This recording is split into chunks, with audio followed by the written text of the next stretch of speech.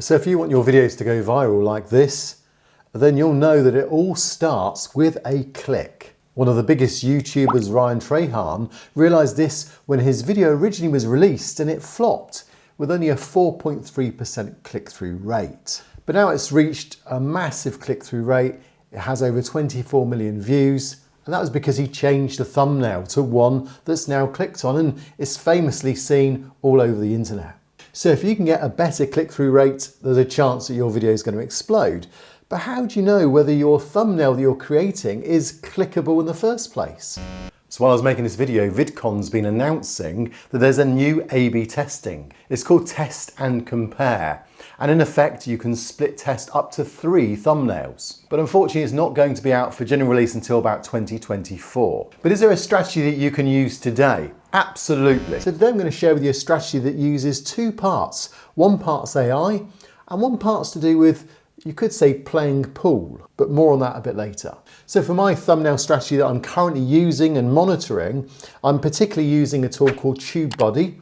And it's a really helpful tool because not only does it give you an A/B test, but it also gives you this AI that I'm going to show you now. So taking this video that you're watching, the fact you're watching it means that you clicked on the thumbnail.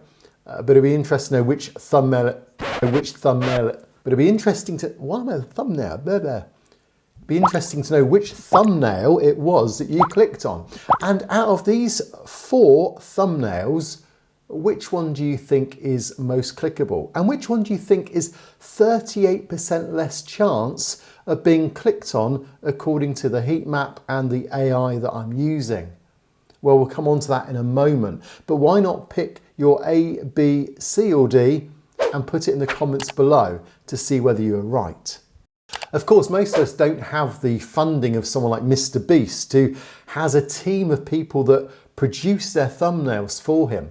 And he does the research, they do all sorts of testing, and then the result of their thumbnails, of course, is that it increases their click-through rate. And of course, even a 0.1% increase on their click-through rate will make a huge difference to the amount of views they receive on a video. Yet most of us can't afford the team, the designers, and the people to do that for us. But we can afford something like this TubeBuddy tool that actually will pay for itself once you start to increase your click-through rate. So in effect, you can double your CTR, your click-through rate on your thumbnails, which I've done on one of my other channels, and that in effect then doubles the views, the subscriptions, and the revenue that those videos produce. So the TubeBuddy tool has several options on it. There's a free download part to it as well. I'll put the link down below. And once you then get your TubeBuddy up and running, you can see it integrates nicely into YouTube itself. So then when you're in your YouTube channel, you can then go across and you can start to then look at the heat map. You can upload several versions of your thumbnail and it will then predict through AI where it thinks people are going to click. And that produces this heat map. And then that tells you as well how they're going to potentially be clicked on in the future. And so what I then do is put an order of those thumbnails. And that would be forming the first part of my strategy, is putting what it considers the most important or the most clickable thumbnail. I'd put that on my channel first, so it gives it a really good start when it first gets released on the video. So once you then know the order of your thumbnails and you've already got one up and running for your release of your video, this leads us onto the second part of the strategy. And this again is with the same tool, TubeBuddy, which again I've put a link down below for you. So have you ever played a game of pool in a pub? So what it is you have this situation where it's known as the winner stays on. Maybe you've played that before, where while you're winning, you remain on the table and people challenge you. And then eventually when someone beats you, you then come off the table and you can no longer play pool. And it's the winner stays on. It's basically a similar process when it comes to the A/B testing using TubeBuddy. What we're looking at doing is having the great thumbnail, the one that we think is going to be the successful one, but then we will run the other ones through.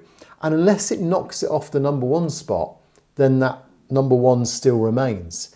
And the only way really you can know is through real people, whether they respond and click on a thumbnail. And sometimes you can be quite surprised that the one that you don't think is going to do well does really well. So we don't always assume that your AI is going to be right, it's still learning.